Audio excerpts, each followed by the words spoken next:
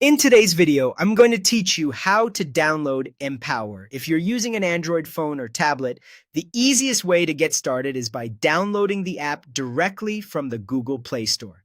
This process is quick and straightforward, and I'll walk you through it clearly so you can follow along without any confusion.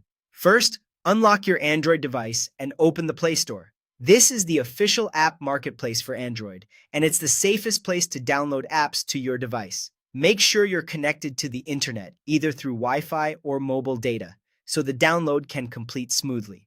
Once the Play Store is open, tap on the search bar at the top of the screen. In the search field, type Empower Personal Dashboard. Take a moment to check the spelling so you can find the correct app more easily. When the search results appear, look for the app named Empower Personal Dashboard.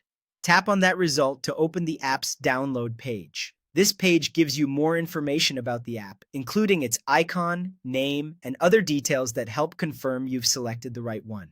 It's always a good idea to quickly review the app page before installing, especially if there are similarly named apps in the search results. After you've confirmed that you're on the correct app page, tap the Install button. The Play Store will then begin downloading and installing the app automatically.